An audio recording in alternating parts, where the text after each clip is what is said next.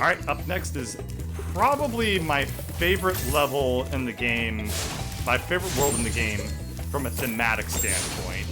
It's not my favorite level in the game, like from a gameplay standpoint at all. But I love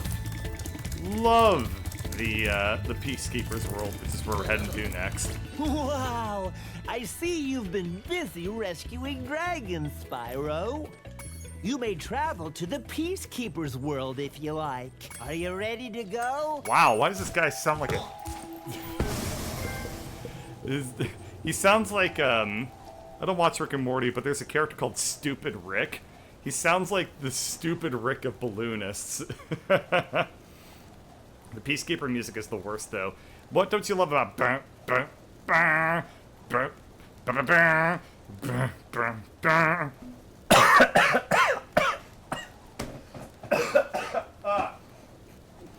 Oh, God.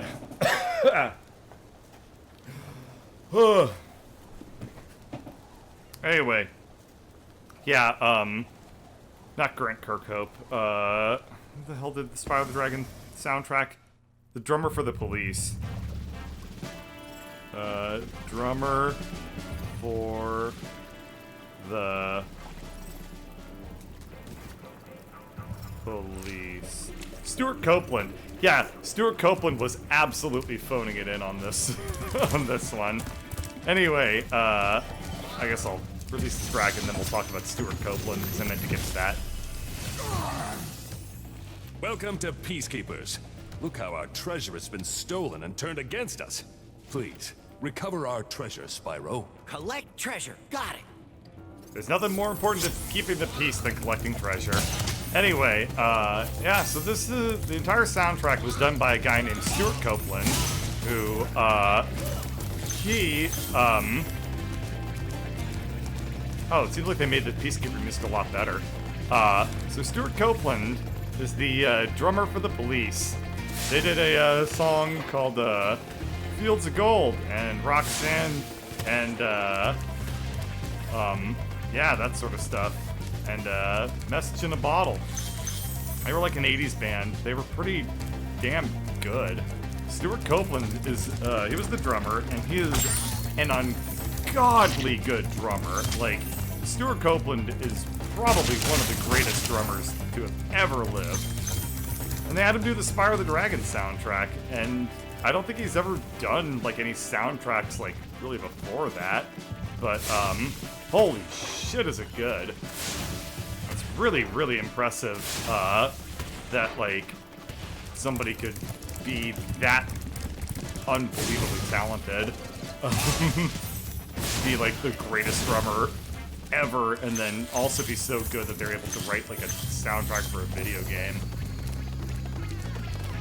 He's not Alexander Brandon, that guy's my favorite, but, he's definitely up there for badasses. Anyway, I wonder if this guy's gonna do... There we go! Yeah, when you turn away from these guys, they show you their anus hole. Look at that.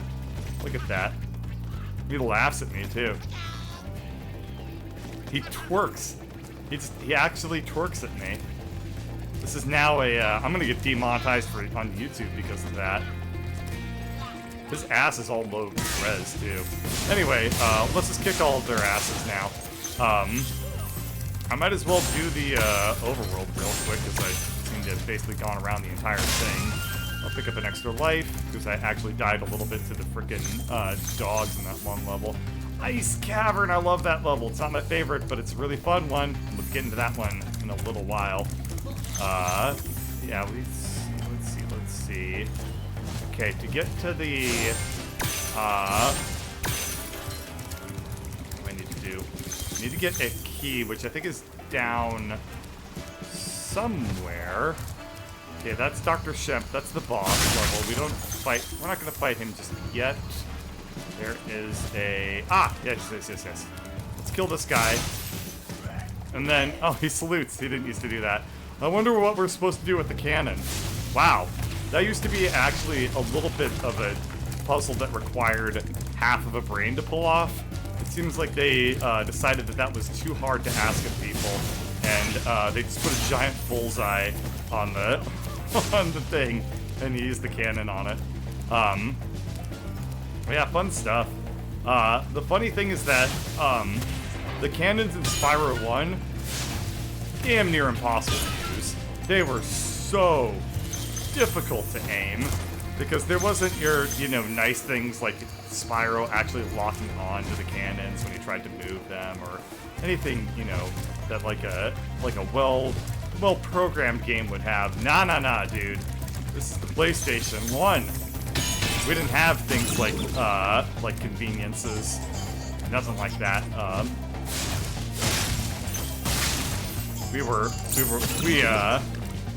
on.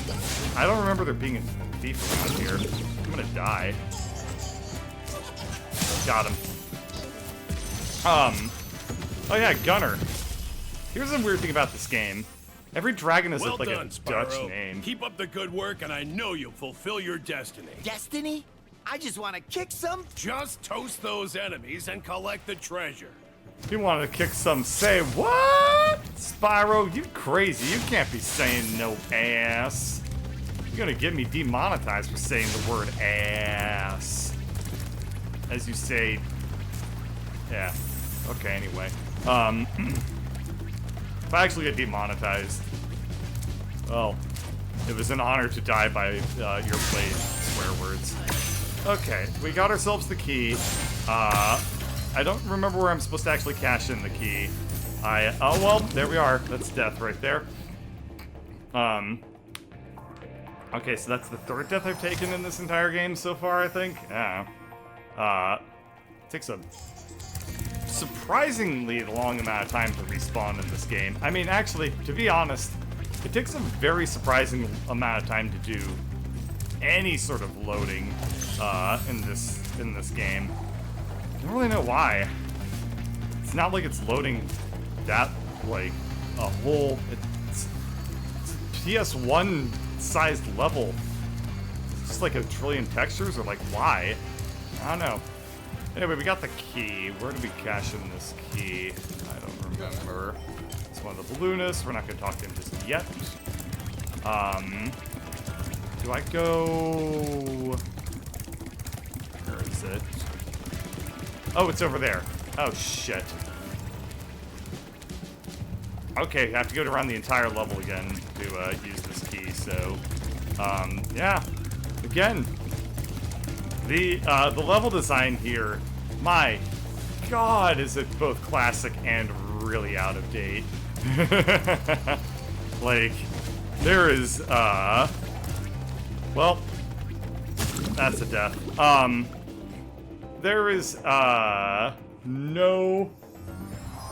nothing, in a lot of, like, modern video game levels, they're going to, like, have a whole bunch of elements in the level that will naturally guide your eye around, like, tell you exactly where you need to go and stuff like that.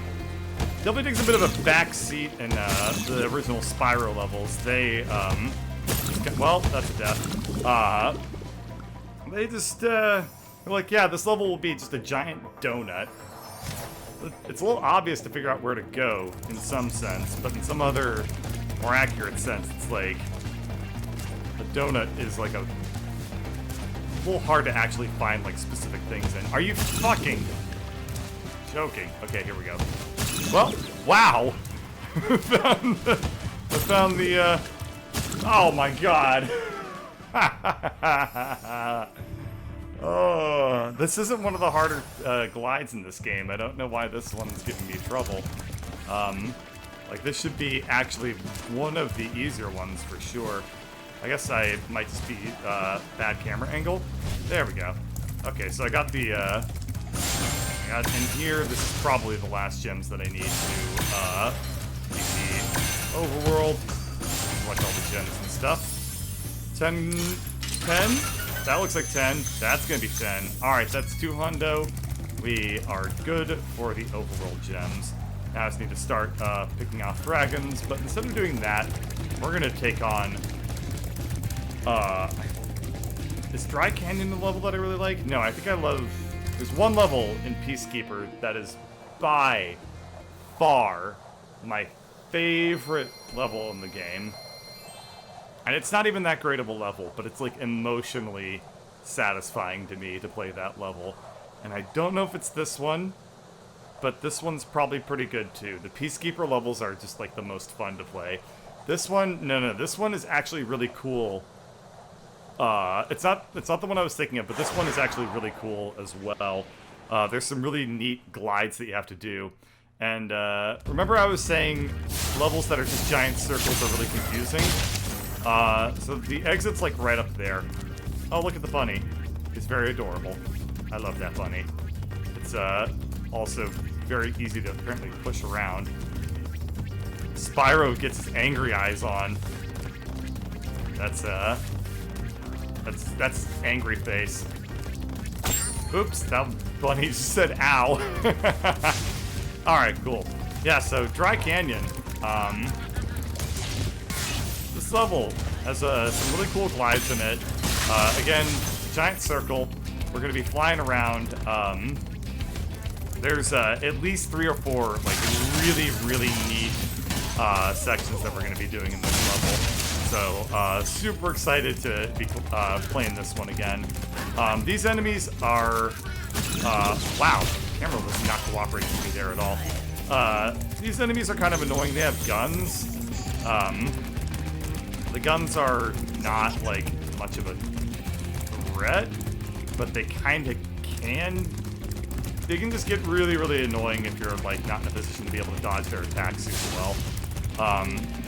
Yeah, the thieves in this game are interesting. They don't really... I feel like they do stuff a little bit differently than they used to, on account of the fact that it seems like they get like little speed ups that they used to not get. Like it used to be that all you needed to do was just hug the inside of any sort of turn they were going around and you'd be able to beat them. But it looks like they aren't quite that easy anymore. So real quick what I'm gonna... Oh, the vultures. These guys are stupid. I'm just gonna quickly sweep through around Dry Canyon. We'll do one lap real quick, and then we'll loop back through all of this at least once, possibly twice, to collect the remaining goodies. But as much as I said like that this level has like a fairly dated, or this game has fairly dated level design, this is kind of really cool despite the fact that this stuff is like a little bit old school. In that, like, in some sense it's almost very efficient, maybe is the way to describe it. It's more that like they there's a lot of nooks and crannies to this level, and we're about to start going through a couple of them. So we'll start by popping the dragon. Dry Canyon rewards good gliders. You are a good glider, eh, Spyro? Yeah, I'm a glider. Born to glide. Wow, that guy was not impressed. Alright, cool, so we're gonna come through here first. Yeah, that's what he's talking about when he says like good gliders. There's if you just like, so I already came through this section, and if you just like run around in Dry Canyon, there's like not a whole lot of, there's gonna be a bunch of stuff that you miss, basically. But you can come around here on this side, and you can collect this stuff. Shit! Alright, well, let's get some health back.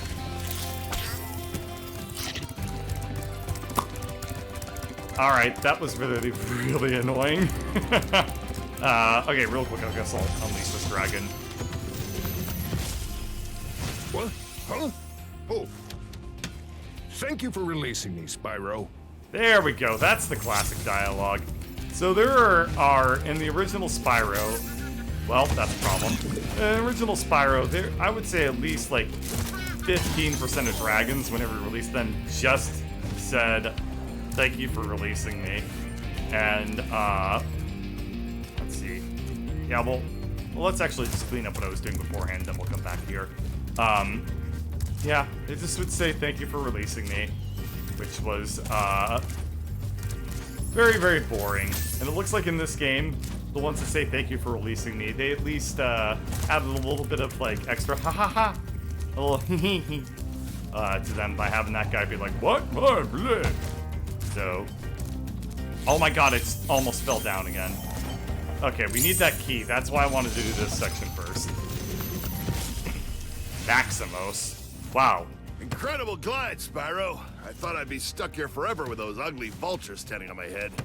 Those birds might look tough, but they're pretty tasty. Flame broiled with a pinch of salt. Oh yeah, they, what do you know, they had the fat character talk about food. Wow, what a surprise. I got weird about that. Alright, cool. So that's done. We want to get that key because I'm about to go to the segment that requires the key. And it looks like I wasn't able to get it coming from that direction, but that's fine because you're supposed to come at it from this direction anyway. Just thinking randomly, like, that staircase was, God, it was so easy to miss stuff like that on pixelated-ass PS1 graphics, like seeing like a staircase and stuff that you're supposed to jump through. When it's like, oh yeah, that's like the more different brown on top of the other brown texture. That's clearly where the treasure's gonna be lying. You know, that's just kind of what we deal with here. So, that's why I can remember every single detail in this game. It's because I had to pick it out of like a freaking, like a QR code level of resolution. God, I can't imagine that the PlayStation 1 ran in a resolution greater than like, I mean, I'm sure it was standard definition, and so I'm sure it was probably like maybe like 1024 by 7 whatever. Like, it couldn't have been higher res than that. Lord knows the textures. Oh god, if you want to see what textures used to look like in video games, take a look at Metal Gear Solid. Just take a look at Solid Snake's face sometime. Just admire. All right, these things explode, so you want to be careful when you breathe fire on them. That's about the only thing that you need to really pay attention to. They will hurt you. Okay, we're gonna hit that. That should explode. Is this the one where I have to launch the firecrackers and stuff? No, I guess not. Cool, so there's a giant glide over there. I'm pretty sure I can just make it if I just go for it from this platform. But you know what? I can't really remember. So we're just gonna go for it from here, and I think I can make it.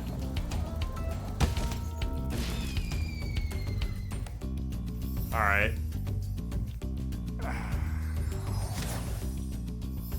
See where I reignite from. I hope the enemies don't respawn. The enemies will respawn, of course. What am I thinking? That's what they do. They're enemies. Alright, so I don't remember how to get to that far platform.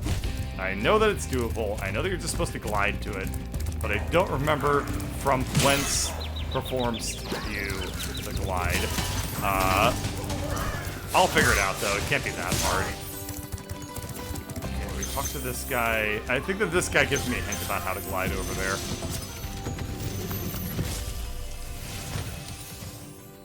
Is that you, Spyro?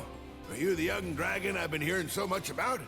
Ever since you were a wee puff of smoke, we've known, You've known... I forget. Well, I mean, for whatever it's worth, there are a lot of people in this world that started out as puffs of smoke. You know what I'm saying? Your parents smoked weed. Anyway, I think that was the right spot that I was supposed to glide from.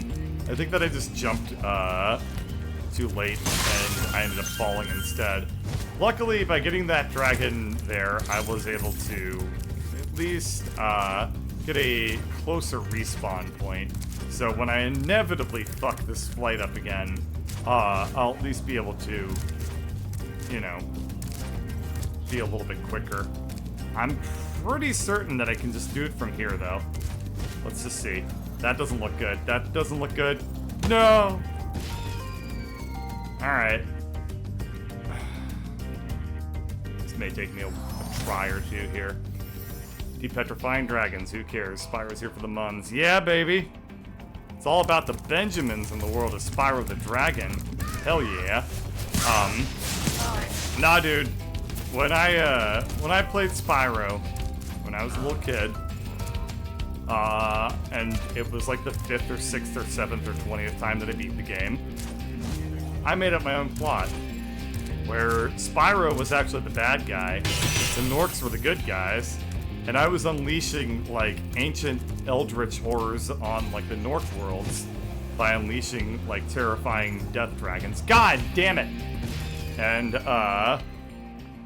you know, they were trying to keep the dragons contained, and, they missed the one child dragon that went around and, unleashed a unholy, hellscape upon the world. That was a fun plot. I liked that rendition of the game quite a lot. It was very amusing. Okay, I certainly can't make the glide from there. I'm pretty certain that this is the glide spot. I don't know why they made it, like... I don't remember that glide being hard, but... Okay. This looks like it's the one. I don't know of any places that are closer than this one. Okay, that doesn't look good. Wait, hold on, that looks good, that looks good. There we go. Alright, so I guess the issue is, also... Oh, I know what I needed to do. I know what I'm messing up. So, you have to hold forward when you jump off, and also do it at the same height. What I've been doing is I just jump up and then start gliding forward. But no, you gotta keep moving, Spyro forwards, and then he's able to, actually get the distance that he needs to clear those things. Quite dark compared to the plot of the dragon's called Nasty Nork Ugly, so he mad. Yeah, I like mine. It has a lot more depth. It has backstory. I don't think there's any backstory to Nasty Gnork.